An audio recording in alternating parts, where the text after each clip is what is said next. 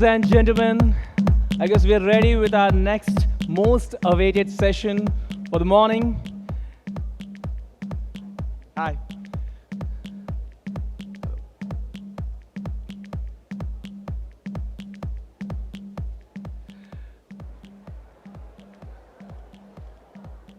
Start.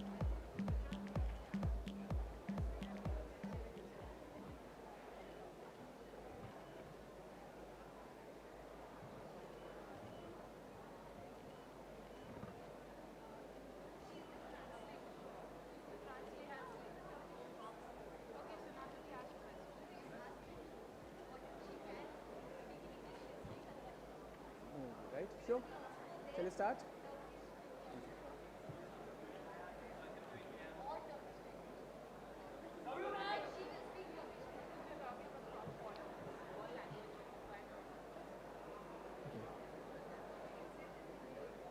Yeah, so I would like to request the media to settle down. You can sit and cover the event. Thank you so much.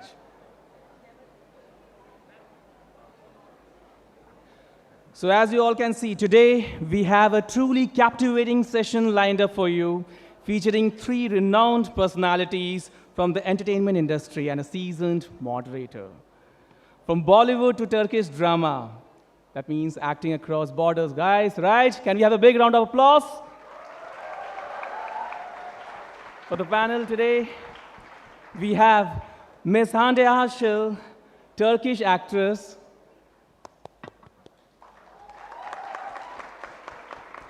Mr. Ayushmann Khurrana, Indian actor, singer, and performer. Ms. Khushbu Sundar, renowned film personality.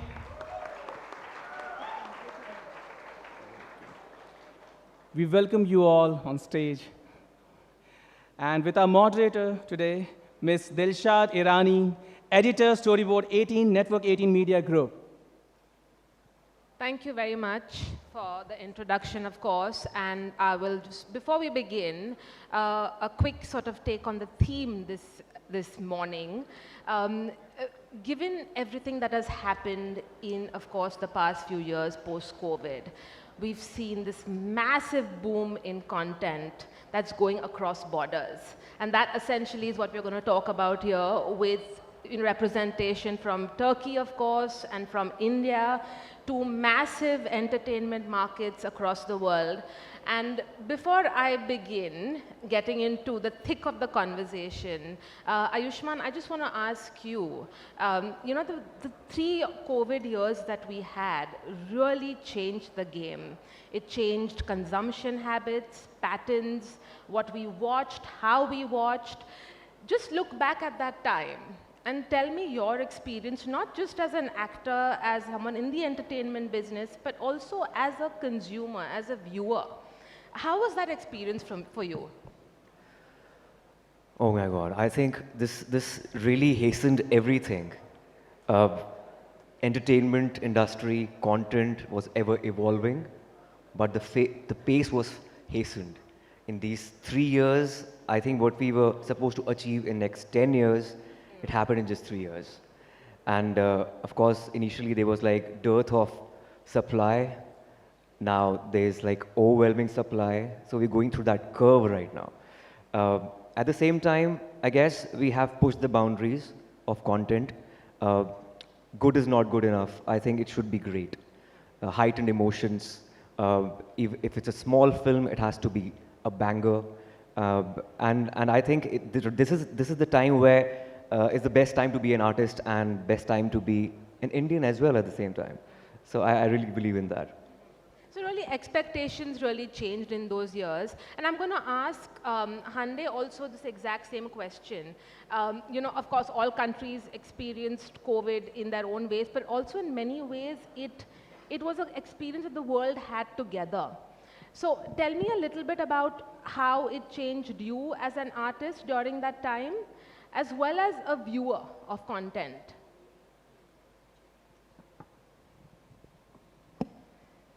Thank you for asking, but I would like to speak with my own language. Bence ben şunu şöyle bakıyorum, tam insanların düşündüğünün aksine belki de benim için Covid dönemi çok aydınlanılmış bir dönem. Çünkü insanlar bu kadar tüketimin içinde, bu kadar koşturmanın içinde aslında gerek olmadığını bir senede olsa, böyle bir kısa bir dönemde bile olsa aslında ne kadar çok az şeyle yetindiğimizi, bize aslında yeten şeyin sevdiklerimizle bir arada olmamız olduğunu öğretti. Ben o yüzden bu dönemi çok güzel deneyimledim kendimce. Um, for me, for me, on the contrary, I have realized that as humans, we know how to maintain our lives with very little things instead of the extra things. So for me, this period of COVID has been a period of enlightenment, actually. Well said. Was that a similar experience for you, Khushbu? Okay, a round of applause for that. यार उन्होंने बोला ज़्यादा थे, उन्होंने समेट के कम कर दिया थोड़ा सा. Condensing the thought. But Khushbu, tell me how that experience was for you. And I really want to I'm asking each of you this because I really want to understand how that experience changed you, not just as a person, but as an artist, as a stakeholder. What was it like? Hi everyone. I think post-COVID, the biggest game changer was the content, because content became the masters. It wasn't about the star cast, it wasn't about the actors, it was more about what the audience wants. And because of COVID, everybody was at home, the world cinema was at fingertip. So they were able to look at different cinema, the different kind of filmmaking, the different content world over the people were giving, what we have always heard about. It was available to everyone at their fingertip.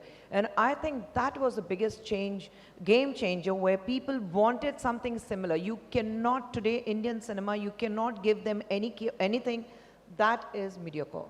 They want something which is absolutely the best, whether it's content, whether it's the making, whether it's the sleekness, or whether it's action, or whether it's dance or music. They just want the best. So I think we have pushed ourselves to that extent where today we win Grammys and we win the Oscars. So we have shown the world that India is not far and we are at par with them. And the content, where people are looking at content, where we are talking about a film like Drishyam, which is the rights have been brought by a Japanese filmmaker to make that film in Japanese language. So where we used to follow and say, "Arey, यहाँ से थोड़ा सा thought ले लिया, वहाँ से थोड़ा सा inspiration हो गया," and we are building a content and making Indian cinema today. Indian cinema is being made into a foreign language is a huge leap for us, and we say that yes, we have arrived. Well said, the huge leap. And again, your point, Ayushmann, about India sort of arriving on the global stage. Of course, again, you know, in those years, we saw this massive boom in Korean content. Turkish content, even before that, was on Indian television as well. Of course, streaming changed the game, accelerated that pace. As a representative of the Indian entertainment industry, globally as well, with your work in many parts of the world, with global organizations, including UNICEF, what is from your vantage, you know, what is this sort of India thing that we bring to the global stage when it comes to entertainment? As an artist, whenever you make content or act in a certain film, you don't have that agenda or an aspiration to touch people globally. When I was in the Time event in Singapore, I reiterated the fact that more local you go, more global is your reach.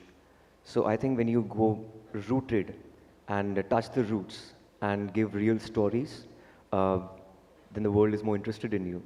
Of course, it has become a cultural melting point, but something like Elephant Whisperers in the Oscars or RRR or Natu Natu, I think it's kind of exotic for them. Because is it still exotic? Or it is. I think it's still exotic because the don't format tell me of elephants song. and snake charmers. I think we're beyond No, that. the Elephant Whisperers I'm talking about, which Guneet was part of. yes. I'm talking about that. But still, the concept of song and dance of Indian film industry is so unique and eclectic, which you don't see anywhere else.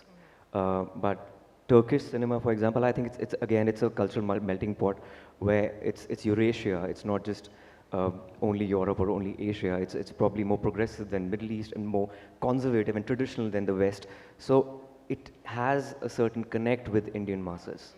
So it's very similar like that. That's why it's become more popular in India. That's a very interesting point you mentioned, Ayushmann, because Khushbu, it's interesting because we are seeing this sort of people embracing their native and local cultures, right? Like Ayushmann mentioned on India, you know, of course there are some stereotypes and all of that, but we're really owning it. We're really owning our culture, and that's the similarity. Do you see that similarity even with, say, Turkish culture and the sort of the entertainment, the films, the series that come out of that? They really sort of own their culture, and it's not about, you know, superimposing a global idea onto their markets, onto their viewers, but really taking their idea of it global. Your thoughts on that? Absolutely. I think until unless we are not proud of our culture or where we come from, our roots, I don't think we can give them the best of anything. So I think when the kind of films that are being made today, or very recently there's a film which is released in Malayalam called Manjumal Boys. It was made in a very small budget of probably single digit, around 8 to 9 crores, but it's the fastest 100 crore club movie in Malayalam. And that is because it's rooted. There's a Telugu film called Balagam, which is a very, very simple story about a grandfather dying and kawa aake wo pind ke din khana khayega ya nahi khayega. But that film has made an enormous growth. So, you know, the kind of impact we leave on the people, it's always about what we are giving back where we come from. It's fine to ape the West. One concept which I never understand with the Western horror films is you have a ghost in the house.